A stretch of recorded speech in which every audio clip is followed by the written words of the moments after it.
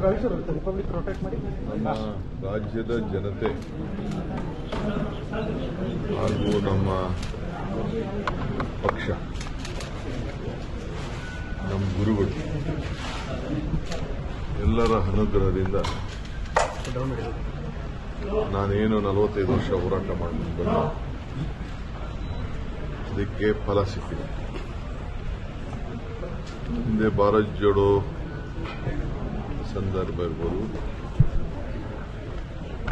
ನಮ್ಮ ಮೇಕೆದಾಟು, ನಮ್ಮ ನೀರು ನಮ್ಮ ಹಕ್ಕು ಹೋರಾಟ ಸಂದರ್ಭ ಇರ್ಬೋದು, ಹಾಗೆಲ್ಲ ಬಂದು ಇಲ್ಲಿ ಪ್ರಾರ್ಥನೆ ಮಾಡಿ ಹೋಗಿದ್ದಾರೆ. ಪ್ರಾರ್ಥನೆಗೆ ಫಲ ಸಿಕ್ಕಿದೆ. ತಾಯಿ ಕಾವೇರಿ 3 ವರ್ಷಕ್ಕೊಂದ್ಸತಿ ಈ ಒಂದು ತೊಂದರೆ ಆಗ್ತದೆ. ಅದು ಪ್ರಕೃತಿಯ ನಿಯಮ. ಆದರೂ ಕೂಡ ಇವತ್ತು ಇನ್ನ ಸಂಪೂರ್ಣವಾಗಿ ಕೆರೆಗಳು, ಡ್ಯಾಮ್ಗಳು ಇನ್ನೂ ತುಂಬಿಲ್ಲ. ತಮಿಳುನಾಡಿಗೆ ನೀರು ಬಿಡಬೇಕಾದ್ದು ಮತ್ತು ಕಾನೂನನ್ನು ಪಾಲನೆ ಮಾಡಬೇಕಾದ್ದು 2 ದೊಡ್ಡ ಸವಾಲಿದೆ. ಜೊತೆಗೆ ನಮ್ಮ ರೈತರನ್ನು ಕೂಡ ಬದುಕಿಸಬೇಕಾದ್ದು ಒಂದು ದೊಡ್ಡ ಸವಾಲು. ಖಂಡಿತ ರೈತರ ಹಿತ ಕಾಪಾಡ್ತೇನೆ, ನನ್ನ ಕರ್ತವ್ಯ ಕೂಡ. ಕುಡಿಯೋ ನೀರಾಗಿರ್ಬೋದು, ವ್ಯವಸಾಯಕ್ಕಿರ್ಬೋದು, ನಾವು ಡ್ಯಾಮ್ನಲ್ಲೇ ನೀರನ್ನು ನೋಡಿಕೊಂಡೇ ನಾವು ರೈತರಿಗೆ ಮಾರ್ಗದರ್ಶನವನ್ನು ಕೊಡಬೇಕಾಯ್ತು. ಇವತ್ತು ಇಲ್ಲಿಗೆ ಬಂದು ಒಳ್ಳೆ ಮಳೆ ಆಗಲಿ, ಮಳೆಯಿಂದ ಬೆಳೆ ಆಗಲಿ, ನಮ್ಮ ರೈತರಿಗೆ ಅನ್ನ ಸಿಕ್ಕಲಿ, ಅವ್ರ ಬದುಕು ಕಟ್ಕೊಳ್ಳಿ, ಕನ್ನಂಬಾಡಿ ಕಟ್ಟೆ ಅನ್ನದ ತಟ್ಟೆ. ಇದನ್ನು ಹೇಳಿ ಹಿಂದೆ ಕೂಡ ನಾನು ಕಾವೇರಿ ಪೂಜೆಯನ್ನು ಮಾಡಿಸುತ್ತೇನೆ. ನನಗೆ ವಿಶ್ವಾಸ ಇದೆ, ಇವತ್ತು ಸುಪ್ರೀಂ ಕೋರ್ಟ್ ಅವರು ಕೂಡ ನಾನು ಕಾವೇರಿ ಪೂಜೆ ಮಾಡಿದ್ಮೇಲೆ ನಂದೇ ಆದಂಥ ಒಂದು ಪ್ರಯತ್ನ, ನಂದೇ ಆದಂಥ ಒಂದು ಸ್ಟ್ರಾಟಜಿ ಇವೆಲ್ಲ ಕೂಡ ಆದಮೇಲೆ ಸುಪ್ರೀಂ ಕೋರ್ಟ್ ಕೂಡ ತಮಿಳುನಾಡಿಗೆ ಯಾವ ಥರದ ಆಗಲಿ, ಬೇರೆ ಯಾವುದೇ ಆಗಲಿ, ಪಕ್ಕದ ರಾಜ್ಯಗಳಿಗೆ ನಮ್ಮ ರಾಜ್ಯದ ಸೀಮಿತವಾಗಿ ಡ್ಯಾಮ್ ಕಟ್ಟಲಿಕ್ಕೆ ಅಭ್ಯಂತರ ಇಲ್ಲ ಅಂತೇಳಿ ಸುಪ್ರೀಂ ಕೋರ್ಟ್ ಹೇಳಿದೆ. ಅದನ್ನೇ ಈಗಾಗಲೇ ನಮ್ಮ ಕೇಂದ್ರ ಸರ್ಕಾರ ಕೂಡ ತಮಿಳುನಾಡಿನ ಸಂಸತ್ ಸದಸ್ಯರಿಗೆ ಉತ್ತರ ಕೊಡಬೇಕಾದ್ರೆ ಅದನ್ನೇ ಕೂಡ ಅವರು ಪ್ರತಿಪಾದನೆಯನ್ನು ಮಾಡಿದ್ದಾರೆ. ನಾನು ಖಂಡಿತ ನಮ್ಮ ರಾಜ್ಯದ ಹಿತ, ಅದರಿಂದ ತಮಿಳುನಾಡಿಗೆ ಏನು ನಾವು 177.5 TMC ನೀರು ಕೊಡಬೇಕು, ಅದಕ್ಕೂ ಕೂಡ ಆ ಜಡ್ಜ್ಮೆಂಟಲ್ಲಿ ಬದ್ಧತೆಯನ್ನು ವ್ಯಕ್ತಪಡಿಸಿದ್ದಾರೆ.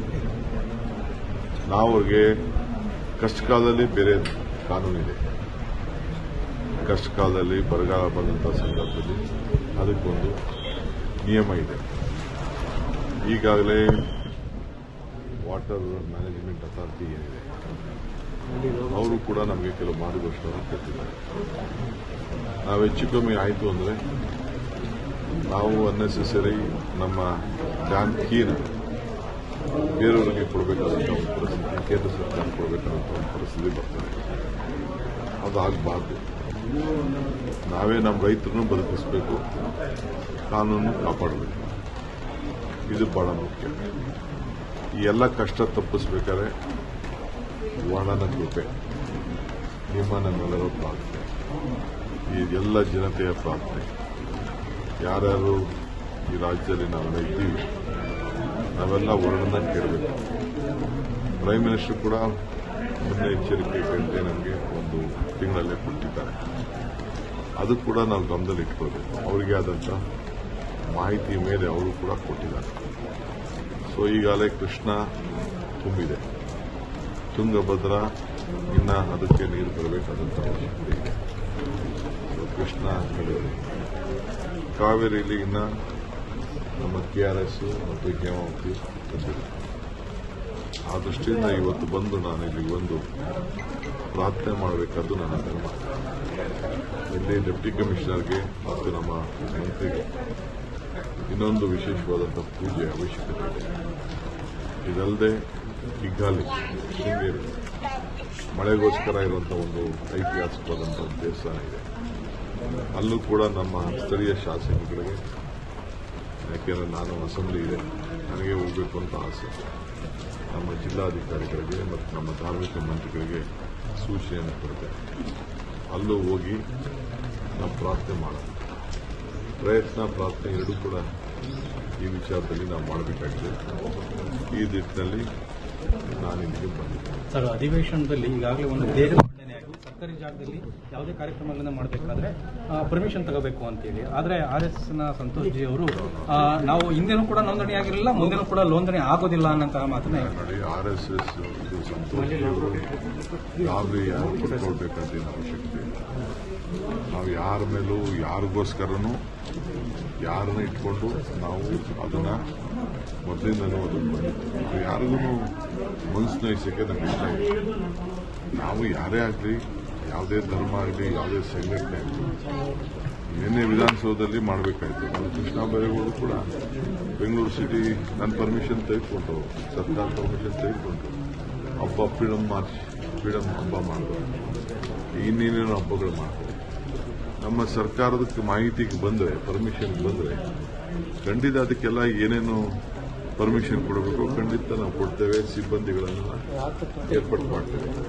ಸೊ ಯಾರು ಗಾಬರಿ ಪಡ್ಕೊಳ್ಬೇಕು. ಈ ರಾಜ್ಯದ ಎಲ್ಲರೂ ಕೂಡ ಅವರವ್ರ ಇಚ್ಛೆಯಂತೆ ಕಾನೂನು ಚೌಕಟ್ಟಿನಲ್ಲೇ ನಾವೆಲ್ಲ ಸೇರಿ ಕೆಲಸ ಮಾಡಬೇಕಾಗ್ತದೆ. ಅದರಿಂದ ಯಾರು ಬಿಜೆಪಿಯವರು ತೊಂದರೆ ಮಾಡ್ಕೊಳ್ಳೋದು ಬೇಡ, ಕಾಂಗ್ರೆಸ್ ಅವರು ಮಾಡ್ಕೊಳ್ಳೋದು ಬೇಡ, ದಳದವರು ಮಾಡ್ಕೊಳ್ಳೋದು ಬೇಡ, ಯಾವ ಸಂಘಟನೆಯವರು ಮಾಡ್ಕೊಳ್ಳೋದು ಬೇಡ. ಈಗ ಅಲ್ಲಿ ನಾವು ವೋಟ್ ಚೋರಿದು ಬಂದಿತ್ತು. ವೋಟ್ ಚೋರಿಗೆ ರಾಹುಲ್ ಗಾಂಧಿ ಅವರು ಬಂದಿದ್ರು, ಮಲ್ಲಿಕಾರ್ಜುನ್ ಖರ್ಗೆ ಅವರು ಬಂದಿದ್ರು. ಸೊ ಆಗ ನಾವು ಫ್ರೀಡಂ ಪಾರ್ಕಿಂದ ಇದಕ್ಕೆ ಎಲೆಕ್ಷನ್ ಕಮಿಷನ್ಗೆ ಹೋಗಿ ಒಂದು ಅರ್ಜಿ ಮಾಡಬೇಕು. ಬರೀ 100 ಮೀಟರ್, 100-150 ಮೀಟರ್ ಅದಿತ್ತು. ನಾವು ಚೀಫ್ ಇವ್ರಿಗೆ, ನಮ್ಮ ಅಪೋಸಿಷನ್ ಲೀಡರ್ಗೆ, ರಾಹುಲ್ ಗಾಂಧಿಗೆ, ಖರ್ಗೆ ಅವ್ರಿಗೆ, ಇಲ್ಲ ನೀವು ಜಾಥಾ ಮಾಡಕ್ಕೆ ಆಗುದಿಲ್ಲ ಅಂತ ಹೇಳಿದ್ರು.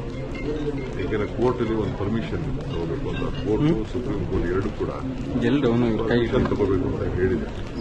ಸೊ ನಾವು ಅಧಿಕಾರದಲ್ಲಿದ್ದೀವಿ ಅಂತ ಹೇಳಿ ನಾವು ಅಧಿಕಾರದ ದುರುಪಯೋಗ ಮಾಡಬಾರ್ದು ಅಂತ ಹೇಳಿ ರಾಹುಲ್ ಗಾಂಧಿ ಅವರಿಗೆ ನಾವೇ ಕನ್ವಿನ್ಸ್ ಮಾಡಿದ್ವಿ. ನಾನು, ಸಿದ್ದರಾಮಯ್ಯನವರು, ನಾವೆಲ್ಲ ಸೇರಿ, ಹೋಮ್ ಮಿನಿಸ್ಟರ್ ಪರಮೇಶ್ವರ್ ಅವರೆಲ್ಲ ಸೇರಿ, ನಾವು ಬೇಡ, ನೀವು ಇದನ್ನ ಮಾರ್ಷಲ್ ಮಾಡಬಾರ್ದು ಅಂತ ನಾವು ಅವ್ರಿಗೆ ಹೇಳಿದ್ರು. ಯಾಕೆಂದ್ರೆ ನಮ್ಮ ರಾಜ್ಯದ ಅದು ಕಾನೂನು, ಅದು ಕೋರ್ಟ್ ಕೊಟ್ಟಿರುವಂತ ಒಂದು ಕಾನೂನು. ಕೋರ್ಟ್ಗೆ ಕೊಟ್ಟಂತ ಕಾನೂನಿಗೆ ನಾವು ಗೌರವ ಕೊಡೋದು. ಬಟ್ ಅವರು ಹೇಳೋದು ಸ್ವಾತಂತ್ರ್ಯ ಬರೀ ಚರಕ ಅಥವಾ ಉಪ್ಪಿನ ಸತ್ಯಾಗ್ರಹದಿಂದ ಬರಲಿಲ್ಲ, ಉಳಿದ ನಾಯಕರು ಕೂಡ ಇರೋದೇ, ಅದನ್ನ ನೆನಪಿಸ್ಕೊಳ್ಳಿ ಅಂತ ಹೇಳ್ತಾರೆ. ಪಾಪ ಅವರು ಹಿರಿಯರಿದ್ದಾರೆ, ಅವ್ರ ಮಾರ್ಗದರ್ಶನ ಕೇಳೋಣ, ಏನು ತೊಂದರೆ ಇಲ್ಲ. ಬಟ್ ಮೊದಲಿಂದನೂ ಕೂಡ ಆ ಕಾನೂನಲ್ಲಿ ಕೆಲವು ಅವಕಾಶಗಳು ಏನಿದೆ ಅದನ್ನ ನಾವು ಸ್ವಲ್ಪ ಕ್ಲಿಯಾರಿಟಿ ಕೊಟ್ಟಿದ್ದೀವಿ ಅಷ್ಟೇ. ಯಾರು ಗಾಬರಿ ಮಾಡ್ಕೊಳ್ಳುವಂತ ಅವಶ್ಯಕತೆ ಇಲ್ಲ. ಸರ್, ಇನ್ನಷ್ಟು ಸುದ್ದಿಗಾಗಿ ನಮ್ಮ News 11 ಕರ್ನಾಟಕ ಚಾನೆಲ್ಗೆ ಲೈಕ್ ಮಾಡಿ, ಶೇರ್ ಮಾಡಿ, ಸಬ್ಸ್ಕ್ರೈಬ್ ಮಾಡಿ.